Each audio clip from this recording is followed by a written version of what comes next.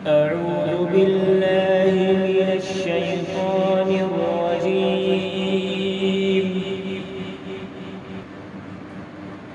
بسم الله الرحمن الرحيम। अब इनके बाद मेरी फहरिस्त में अगला जो नाम है उस शख्सियत से भी आप लोग बखूबी वाकिफ हैं। अब मैं जमील अंसारी साहब से मुअद्दबाना इल्तिमास करता हूँ कि आप माइक पर तशरीफ लाएं और हम सामईन को अपने खिताब से मुस्तफीद फरमाएं। स्टेज पे जलवा अफरोज मेहमानान, ख़ास तौर से इस प्रोग्राम के सदर जनाब सालिम अंसारी साहब, साबिक MP राज्यसभा, साबिक चेयरमैन जनाब अरशद जमाल साहब और MA फाउंडेशन के डायरेक्टर जो कि खुसूसी मेहमान खुसूसी हैं जमाल अख्तर साहब, अरपन साहब और दीगर मेहमान जो स्टेज पे जलवा अफरोज हैं और तमाम सामेईन जो इस प्रोग्राम में शामिल होने आए हैं, उन सबको मैं इतने खूबसूरत प्रोग्राम की मुबारकबाद पेश करता हूं, क्योंकि ये प्रोग्राम का जो बेस है, जो मकसद है, वो बच्चों में कंपटीशन की भावना को जागरूक करना है। उन्हें बताना है कि कंपटीशन का मतलब क्या होता है, compete करने का मतलब क्या होता है। अपनी भाषा में अगर मैं बताऊं तो compete करने का सीधा सीधा मकसद है दूसरे की गर्दन पे पैर रख के आगे बढ़ना। एकदम सीधा सा मकसद है। जैसे लोग कहते हैं ना कि कामयाब होने का क्या मतलब है, सक्सेस का क्या मतलब है। तो किताबी भाषाएं बहुत हैं कि मेरे पास बंगला हो, गाड़ी हो, मैं शोहरत याफ्ता हो जाऊं, लोग मुझे देखें तो सलाम करें, मेरी एक पोजीशन हो। नहीं, एक इंसान के लिए कामयाबी की जो परिभाषा है, जो डेफिनेशन है, वो ये है कि अपनी औकात से ऊपर उठ के कुछ कर दिखाने का नाम ही कामयाबी होता है। पॉजिटिव सेंस में मैं बात कर रहा हूं, नेगेटिव सेंस में भी लोगों ने बड़ी कामयाबी हासिल की है। ये जो प्रोग्राम व्हाट्सएप के जरिए चलाया जा रहा है, मैं आपको एक बार थोड़ा व्हाट्सएप का ब्रीफ आइडिया दे दूं कि ये व्हाट्सएप है क्या, ये सोशल मीडिया है क्या। सोशल मीडिया जो आप फेसबुक पे कुछ लिखते हैं, ट्विटर पे कुछ लिखते हैं, इंस्टाग्राम पे लिखते हैं, यूट्यूब जो कि बहुत बड़ा एक एंगेजिंग प्लेटफॉर्म है। जिनके घरों में टीवी बुरी मानी जाती थी कि इनके घर में टीवी है, आज उनके घर में हर मेंबर के हाथ में टीवी है, मोबाइल। जो सीरियल्स देखने होते थे वो हर लड़का लड़की अपने कमरे में सीरियल देखता है यूट्यूब पे। बहुत बड़ा एक ये सोशल मीडिया का प्लेटफॉर्म है।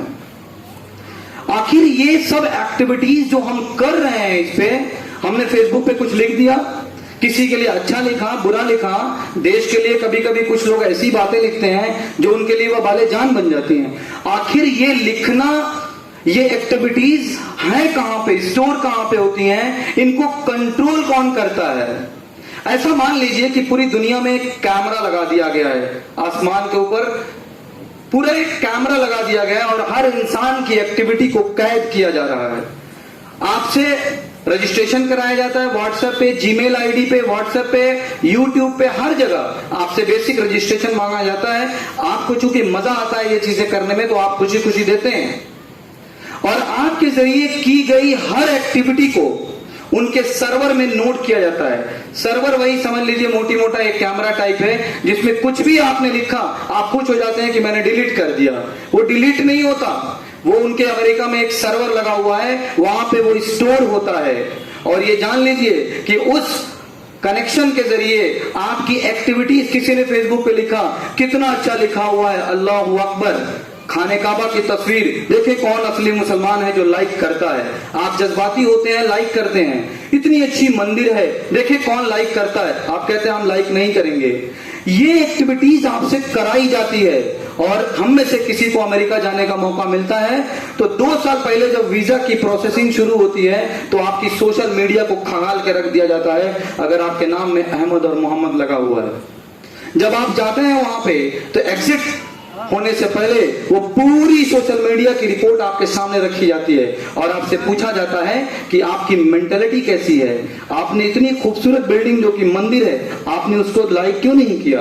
आपने सिर्फ अल्लाह अकबर को लाइक किया, राम को लाइक नहीं किया, जबकि कहा गया है कि 1,24,000 पैगंबर आए हैं, हो सकता है कि राम भी एक नबी रहे हो। आपने क्यों नहीं लाइक किया? आप कट्टरवादी हैं, आप सिर्फ एक मसलक के लिए सोच रखते हैं। इस तरह की प्रॉब्लम से आप घिर जाते हैं। इसलिए मैं बताऊं कि व्हाट्सएप, यूट्यूब, कुछ भी अगर आप इस्तेमाल करते हैं तो बी अलर्ट।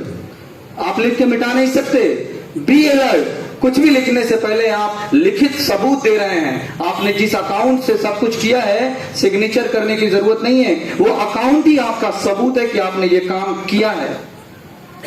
इसलिए आप इस जमाने में जो कि हर किसी की प्रोफाइल पे नजर रखी जाती है, अल्लाह के वास्ते आप लोग सोशल मीडिया का इस्तेमाल बहुत सोच समझ के करिए। दूसरी बात, मैं अक्सर, चूंकि 2.5 साल हो गया मुझे दिल्ली से आए हुए, मैं गलियों में चूंकि अब यहीं रहता हूं तो मैं भी टहलता हूं, तो देखता हूं कि हर मोड़ पे बच्चे मोबाइल लिए हुए हैं और पता नहीं क्या बोलते रहते हैं, मार मार मार मार मार, पता नहीं कौन सा गेम खेलते रहते हैं। जिस दुकान में चले जाओ राशन की, 7-8 का ग्रुप है, सबके मुंह में गुटके भरे हुए हैं। किसी से सलाम करिए तो पहले थूकेगा, बाद में जवाब देगा, और पूरा एक ग्रुप बना हुआ है। ये उम्र की जो रेंज है 15 से 18-20 साल है। इनके पढ़ने की वक्त ये उम्र है। ये जो नई जनरेशन आ रही है कर क्या रही है? ये व्हाट्सएप कर तो रही है लेकिन वीडियोस देख रही है। व्हाट्सएप का मुस्बत यूज देखिए, ये मऊ में एक बहुत बड़ी हस्ती है, उन्होंने मुझसे एक बार पूछा, उनके पास छोटा मोबाइल है, उन्होंने मुझसे पूछा कि जमील भाई, मैं एंड्रॉइड मोबाइल लूं कि ना लूं, मैं इस चीज का फैसला कैसे करूं कि मुझे एंड्रॉइड मोबाइल का इस्तेमाल करना चाहिए या नहीं। बहुत एजुकेटेड आदमी है। मैंने उनसे कहा कि सर बहुत छोटी सी बात है, एंड्रॉइड मोबाइल, इंटरनेट, इन सब का इस्तेमाल मैच्योर यूजर के लिए है, जो समझदार हो चुका हो, जिसको पता हो कि कौन सी साइट खोलूंगा तो क्या खराब आएगा, क्या अच्छा आएगा। तो ये एंड्रॉइड मोबाइल, ये इंटरनेट, ये सिर्फ एक मैच्योर यूजर के लिए है जो इस गलत और सही चीजों में फर्क कर सके। ऐसा ना हो कि जो चीज देख रहे हैं मजा आ रहा है, देखता जा रहा है।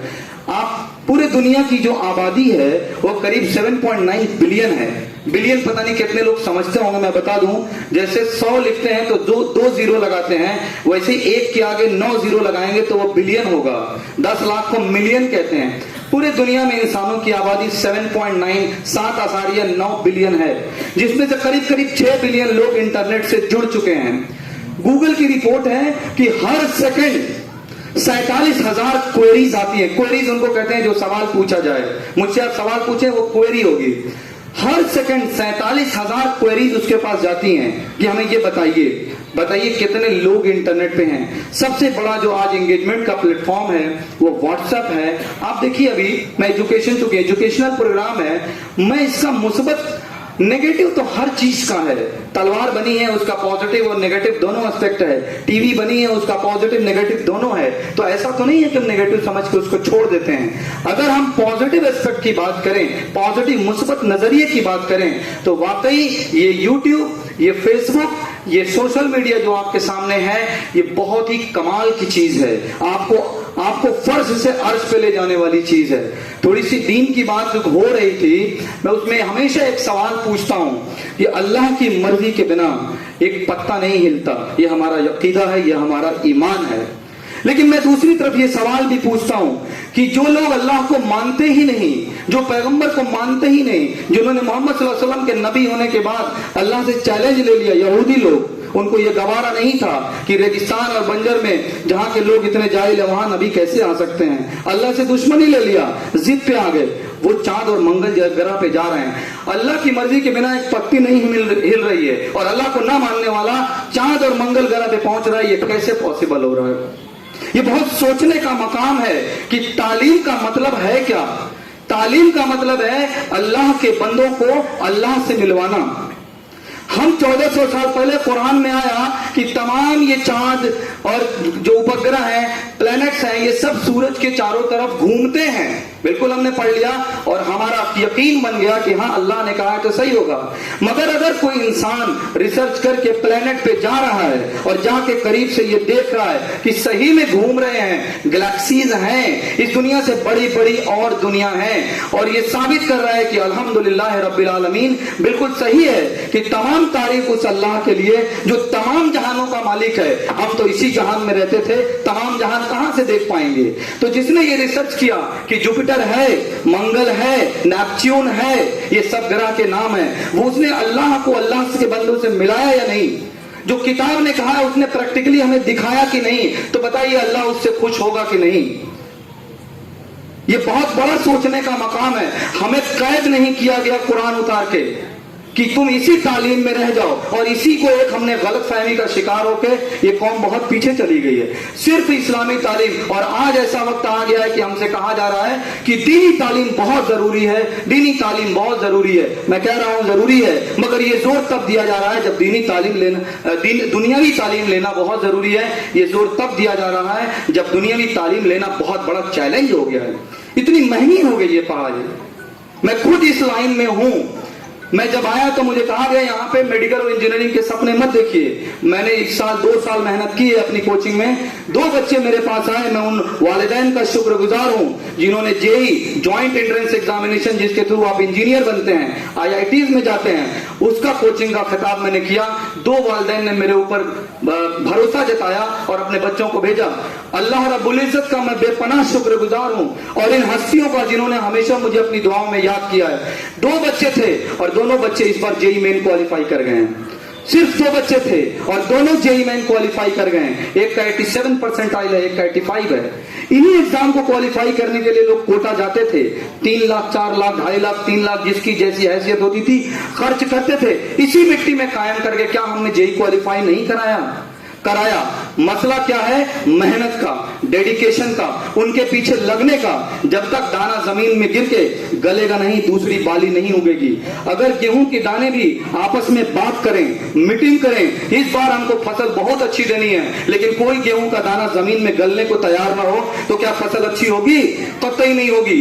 मीटिंग और प्रोग्राम होना बहुत जरूरी है, स्ट्रेटजीज बनाना बहुत जरूरी है, मगर कुर्बानी देने के लिए भी हमारे ही बीच में से लोग जो उस लायक है उनको खड़े होना पड़ेगा। खड़े नहीं होंगे तो ये जान लीजिए सरकार का जो मकसद है वो तो अपना आगे बढ़ ही रहा है। आप किसी को ब्लेम नहीं कर सकते। 5 साल बाद, आज आपकी पढ़ने की उम्र है, 5 साल बाद आप अपनी कामयाबी और सक्सेस को सेलिब्रेट करने के बजाय 5 साल बाद आप कमियां गिना रहे हैं। मैं इसलिए नहीं पढ़ सका, मैं उसलिए नहीं पढ़ सका, मेरे पास जराए नहीं थे, मैं पीछे हो गया। अरे नहीं भाई, आपको सब कुछ मिलेगा, आप पढ़ने के लिए तैयार होइए। ये लोग बैठे हैं, ये हर कदम पे आपके साथ खड़े रहते हैं, आप पढ़ने के लिए तैयार होइए। आप जो ये कंपटीशन वाला माहौल आज देख रहे हैं, 100 नंबर हासिल किए, क्या इन सवालों को करने के लिए दिमाग की जरूरत नहीं है? दिमाग की जरूरत है इन सवालों को हल करने के लिए, और जिन्होंने किया है वाकई वो मुबारकबाद के बेहद और बेहद हकदार हैं। मैं उनको मुबारकबाद पेश करता हूं कि ये जो एक कंपटीशन का माहौल समर इस्लामिक ऑर्गेनाइजेशन ने कायम किया है कि दूसरों की गर्दन पे आगे रख के कैसे अपनी मंजिल को प्राप्त किया जाए, ये माहौल हमारी कौम के बच्चों में, ये जीन में, जीन जो छोटी सी चीज है जो हमारी शक्ल को डिसाइड करती है, हमारे हैबिट को डिसाइड करती है, हमारे हंसने को, हमारे बोलने को डिसाइड करती है, उस जीन में ये कंपटीशन का जो एक जो जर्रा है वो पैवस्त हो रहा है। और मैं उम्मीद करता हूं कि इस कंपटीशन का ये जीन आगे जाके मऊ को बड़े बड़े जो है सूरमा देगा। यही की जमीन से लोग उठेंगे और बड़े बड़े एग्जाम क्वालिफाई करके इंशाअल्लाह हमारी कौम को जो है का नाम रोशन करेंगे, और मऊ जैसी सरजमीन को हिंदुस्तान के नक्शे में एक अलग रोशनी जो है मुहैया कराएंगे। दूसरी तरफ समर, ये बातें थी जिससे आपको रूबरू कराना था। समर इस्लामिक ऑर्गेनाइजेशन के जब मकासद पेश किए जा रहे थे तो जनाब अजमल साहब उन्होंने एक मस्जिद वाला प्रोग्राम बताया था जिसमें 17 मस्जिदों पे बच्चों को नूरानी कायदा, कुरान वगैरह पढ़ाया जाता है। ये इतना बड़ा काम है, इतना बड़ा काम है कि मैं क्या बताऊं आपको। वो बच्चे जो छोटे छोटे हैं उनको कौन सिखाएगा? मैं दिल्ली रहा हूं, बेंगलोर रहने वाले हो तो पूछिए, उनके बच्चों को दीनी तालीम देना कितना मुश्किल है। तो अगर आज पहले हम लोगों के जमाने में था किसी के घर पे बड़ी अम्मा पढ़ा रही हैं, 10 बच्चे जाते थे कुरान शरीफ, हम लोग भी वैसे ही कुरान शरीफ पढ़े हुए हैं, लेकिन अब किसी के पास टाइम नहीं है। तो ऐसे जमाने में अगर मस्जिदों में, जो कि इतनी बेहतरीन जगह है, इन लोगों ने इस तरह के प्रोग्राम कायम किए हैं तो वाकई ये तारीफ के हकदार हैं और हम लोग इनके एहसानमंद हैं। मेरी भी बच्ची पढ़ती है उसी मस्जिद पे, हम लोग इनके एहसानमंद हैं कि इन लोगों ने इस तरह की सर्विसेज कायम की हैं। तो मैं यहाँ जितने जिम्मेदार लोग हैं, मैं सबसे ये रिक्वेस्ट करता हूं कि समर इस्लामिक ऑर्गेनाइजेशन का हर कदम पे बढ़ के इनका ताउन करें, इनका सपोर्ट करें और हर तरह से इनको आगे बढ़ने में मदद मुहैया कराएं। दूसरी बात यह है कि जो बच्चे हर साल यहां से क्वालिफाई करते हैं, इतने सारे पंखे हैं, लिखा हुआ है 50,000 से जायद का इनाम। एक बार इस कमेटी को यह भी तज्जिया और एनालिसिस करने की जरूरत है कि हर साल हम लाखों रुपए का सामान बांटते हैं तो इसका रिजल्ट क्या निकलता है। क्या घर में पंखा दे देते हैं हवा खाने के लिए, या वो एक होनहार बच्चा है, हो सकता है उसका प्लान हो आगे की एजुकेशन लेने का। तो हम लोग, मेरी एक राय है, इसको प्लीज अदरवाइज ना लें, कि इतने सारे इनामात ना बांट के टॉप 3 बच्चे चुने जाएं और ये बड़ी रकम और उनके फ्यूचर में लगाई जाए तो उनकी तालीम का आगे एक नया सिलसिला शुरू हो सकता है। उम्मीद है कि मेरी इस बात को अदरवाइज नहीं लिया जाएगा। और देखिए अभी ऑनलाइन जो बच्चे फिजिक्स पढ़ते हैं, मेडिकल और जेई की तैयारी करते हैं, मेडिकल और जेई की तैयारी के लिए आमतौर से कोटा कानपुर जाना पड़ता था, 1-2 लाख का सरमाया चाहिए, पैसा चाहिए। हमारी तरह बीटेक करके एक लड़का है, उसका नाम है मयंक पांडे, उसका चैनल है फिजिक्स वाला, वो पढ़ाता है। 5 साल पहले उसने बीटेक किया था, यूट्यूब पे पढ़ाता था, 10 लाइक 15 लाइक, और धीरे धीरे वो इतना फेमस हो गया कि 200 300 500 1000 फीस लेके वो आईआईटी की तैयारी कराने लगा।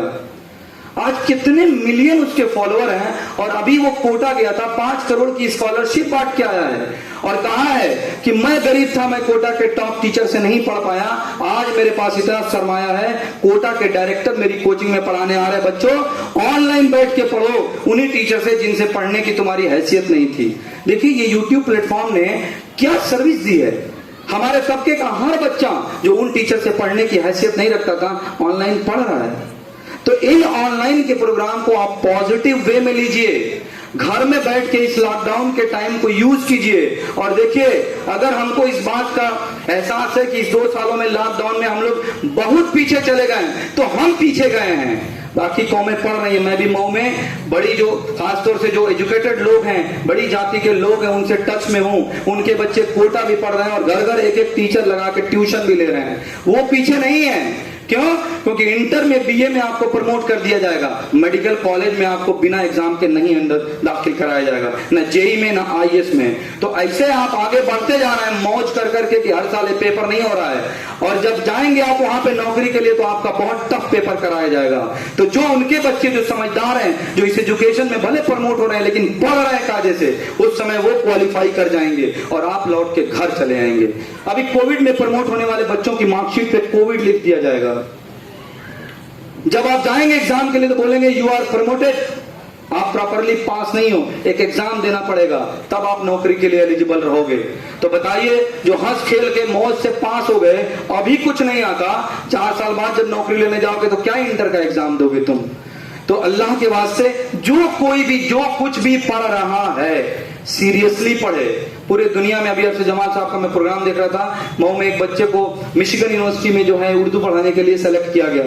पूरी दुनिया में एजुकेशन का एक बूम है, एक क्रांति है, हर जगह अच्छे एजुकेटर चाहिए। मैं कह रहा हूं आप में क्वालिटी है, आप कोटा जाइए, कानपुर जाइए, आपसे कक्षा 1 की भी मार्कशीट नहीं मांगेगा। आप कोटा पढ़ाने जाइए, करोड़ों रुपया लोगों के पैकेज है, आपसे पूछेगा भी नहीं कि आपने बीटेक किया है कि बीएससी किया है। आप अपना बायोडेटा देंगे, वापस कर देगा, बोलेगा नहीं सर डिग्री नहीं चाहिए। आप पढ़ाना चाहते हैं क्लासरूम में जाइए, पढ़ा के दिखाइए। हमारे बच्चे अगर सेलेक्ट करेंगे तो हम भी आपसे खुश हैं। और डिग्री से यहाँ पढ़ाई नहीं होती, वहां हजारों करोड़ का टर्नओवर चलता है, कोटा कानपुर इन जगहों पे। तो अगर आपके पास नॉलेज है, जिनके बच्चे हैं जिनकी हैसियत नहीं है कि जेई और मेडिकल कराएं, मैं उनसे कह रहा हूं कि भाई आप बीएससी कराइए और अपने बच्चे से बोलिए कि मार्क्स नहीं चाहिए, फिजिक्स केमिस्ट्री बायो मैथ किसी भी एक सब्जेक्ट में महारत हासिल कर लो, बेस्ट अपने लाइन के बेस्ट टीचर बन जाओ। एमबीबीएस और एमडी से ज्यादा लोग तुम्हें ढूंढते हुए तुम्हारे घरों तक ना आए तो मेरा नाम बदल देना। अच्छे टीचर की भी उतनी जरूरत है कि अमेरिका के राष्ट्रपति में और इस मोहल्ले में जो पंचर साट रहा है ना, पंचर, उन दोनों के दिल में एक ही दर्द है जो सेम है। दोनों के दिल में ये दर्द सेम है कि मेरे बच्चे को पढ़ाने वाला टीचर अच्छा हो, मेरे बच्चे को पढ़ाने वाला टीचर अच्छा हो, क्योंकि टीचर के ही हाथ में वो बच्चे की बागडोर है। जैसी उसकी ट्रेनिंग करेगा, जैसा उसका नसीबो फ्रेज बनाएगा, जिस एंगल पे उसको तराशेगा, वो बच्चा वैसा ही आगे बढ़ेगा। तो इसलिए आप जिस भी मीडियम में हैं, अगर टीचर बनना चाहते हैं तो अल्लाह के वास्ते सब्जेक्ट पे कमांड करिए। पैसा, मैंने पहले भी कहा है कि पैसा जो है मौसमी के छिलके की तरह है। आप मेहनत करिए। आप जूस पीते हैं तो मौसमी का छिलका गिरता है। अगर आप मेहनत करते हैं, सब्जेक्ट पे कमांड है, तो पैसा तो बाई प्रोडक्ट है। आपको पैसा तो लोग दे के जाएंगे। और ये बहुत बड़ी एक मैं कहूंगा हमारे मऊ के लिए कामयाबी होगी अगर हम अच्छे टीचर पैदा कर पाए। अच्छे टीचर नहीं पैदा करेंगे, इन्हीं में से कुछ बच्चे जाते हैं, माँ बाप पैसा लगाते हैं, 2 साल तो वो कोटा में घूमते रह जाते हैं, वो डायलैक्ट्रिक कांस्टेंट और परावैद्युतांक में परेशान रहते हैं 2 साल तक। तो मैं ये नहीं कहता हूं कि मैं कोचिंग खोला हूं तो मेरे यहां पढ़िए, आप कहीं भी पढ़िए, लेकिन मेहनत से पढ़िए। आपका फ्यूचर कुछ नहीं है, यही आपके 8 सालों का ये जिंदगी, 8 सालों का ये करियर, ये डिसाइड करेगा कि फ्यूचर में आप कर्ज लेके बच्ची की शादी करेंगे या अपना मकान बनाएंगे, बैंक से लोन लेके बच्चे को एमबीबीएस कराएंगे या जेई कराएंगे, या अपने दम पे जेई कराएंगे। समाज में आपकी और आपके फैमिली को देखने के लोगों के पास एक अलग नजरिया होगा, या आप भी उन जनरल लोगों में शामिल हो जाएंगे। इन जवानों से मैं कहना चाह रहा हूं कि आपके पास ये कुल 8 से 10 साल का टाइम है जो हाई स्कूल में है। ये 10 साल डिसाइड करेगा कि आने वाला 70 साल कैसा होगा। तो अपने इस 10 साल को पॉजिटिवली यूज करो और आने वाले समय को एक रॉयल लाइफ की तरह यूज करो। दूसरों को मदद करने वाला बनाओ। हाथ ऐसे रखने की कोशिश करो, ऐसे रखने की कोशिश मत करो। और ये हाथ ऐसे रखने की पोजीशन में तभी आओगे जब आप अपना वकार बनाओगे, अपनी लाइन में कामयाबी हासिल करोगे। और जिस दिन आपने अपना मिशन, अपना गोल कायम कर लिया, कसम खुदा की आपको टाइम नहीं मिलेगी व्हाट्सएप पे स्टेटस देखने की। मेरे घर वालों से पूछिए, मैंने मिशन बनाया कि मऊ में मुझे कायम करना है कोचिंग, और इंशाल्लाह इस बार एमबीबीएस में सिलेक्शन देंगे। जेई में 2 सिलेक्शन दे चुका हूं। मैं प्लेटफॉर्म बनाऊंगा तो बनाऊंगा, ये मेरी जिद है। और उसके लिए जब आपने एक बड़ा सा गोल रख लिया है तो अल्लाह ताला भी आपको टेस्ट करेंगे। मुसीबतें भी बहुत आएंगी, मगर कुरान में है कि आसानी के साथ परेशानी है, आसानी के बाद नहीं। कुरान कहता है आसानी के साथ परेशानी है, आप सब्र करो। तो अगर आप मेहनत करते हो तो कायम होगा, कोई आपको रोक नहीं सकता। इतनी जो आप कहते हैं ना, इतना जो है हिंदू मुस्लिम और दुनिया भर का, अरे कुछ नहीं है भाई। आप एग्जाम में अगर क्वालिफाइड हो, आपको नॉलेज है, तो हर इंस्टीट्यूट को अच्छे टीचर की जरूरत है, हर कंपनी को अच्छे एम्प्लॉय की जरूरत है। हर कंपनी का मालिक एक बनिया है, एक पहले बिजनेसमैन है, बाद में हिंदू मुसलमान है। और कंपनी में अच्छे लोग काम करने वाले नहीं होंगे तो कंपनी का फायदा नहीं होगा। मेरे उम्मीद से, मेरे ख्याल से मेरी बातें आपको समझ में आई होंगी। और हर प्रोग्राम में मैं यही कहता हूं, प्रोग्राम कराना एक मकसद मत बनाइए। हर प्रोग्राम के बाद प्रोग्राम की एनालिसिस करिए कि जो हम इनामात दे रहे हैं, जो हमारा पैटर्न है, ऐसा ना हो कि 50,000 का इनाम हर साल दे रहे हो। इसी 50,000 में से मैं कह रहा हूं इतना बड़ा कंपटीशन कराते हैं, टॉप 3 को लीजिए, 20,000 में निपटाइए, 30,000 में कुछ और ऐसे बच्चे सेलेक्ट करिए जो दूसरी लाइन में जा सकते हैं। फाइनेंशियली मैं पढ़ाता हूं, मेरे पास बच्चे हैं, फाइनेंशियली लोग बहुत परेशान हैं। मुझे खुशी है कि अमेरिका से एक अंग्रेज ने मेरा वीडियो देखा और मेरे अकाउंट में पैसा उसने ट्रांसफर कर दिया कि मैं डोनेट करना चाहता हूं कि आप पुअर बच्चों को पढ़ाते हैं। तो देने वाले बहुत हैं, देने वाले बहुत हैं। ऐसी ऐसी एनजीओज हैं जो सिर्फ पेपर वर्क करती हैं, पैसा खा जाती हैं। अगर आप सही से काम कर रहे हैं, ईमानदारी से जरूरतमंदों तक दिया गया फंड पहुंचा रहे हैं, आपके पास इतना पैसा आएगा कि आप मैनेज नहीं कर पाओगे। मैं फैजान साहब का, अजमल साहब का और उनके साथ जितने लोग भी इस पूरे प्रोग्राम को मैनेज करते हैं और ये व्हाट्सएप की क्विज के आधार पे सबके नंबरात की लिस्ट रखते हैं और उन बेसिस पे टॉपर्स का सिलेक्शन करते हैं, ये आसान काम नहीं है। इस बार स्कूलों से जाके पूछिए जिन्होंने हाई स्कूल और इंटर का रिजल्ट बनाया है, गवर्नमेंट ने कह दिया 5,000 नंबर लो, इसी में सब बच्चों को बांट दो। उनके पास रिकॉर्ड नहीं है, एग्जाम नहीं हुआ है, किस बेस पे किसको नंबर देंगे वो। तो अगर आप ये सब सारी चीजें मेंटेन कर रहे हैं तो मैं बता रहा हूं कि ये बहुत सरदर्दी का काम है और ये बहुत बड़ा काम कर रहे हैं। मैंने कहा था ना, जब तक गेहूं का एक दाना जमीन में गिर के कुर्बान नहीं होगा, नई बाली नहीं निकलेगी। तो ये वही दाने हैं जो जमीन में कुर्बान हो रहे हैं और इंशाअल्लाह इनकी कुर्बानी से नई बालियां तैयार होगी। मैं इसी के साथ तमाम लोगों को जो यहाँ पे शामिल हुए, अपने मेहमानान जो मेरे साथ थे स्टेज पे, उनका और जो जिम्मेदारान इस प्रोग्राम को हर साल कैरी करते हैं, इन तमाम लोगों का बेहद शुक्रगुजार हूँ और मुबारकबाद पेश करता हूँ और उम्मीद करता हूँ कि ये प्रोग्राम ऐसे ही चलता रहेगा। अस्सलाम वालेकुम।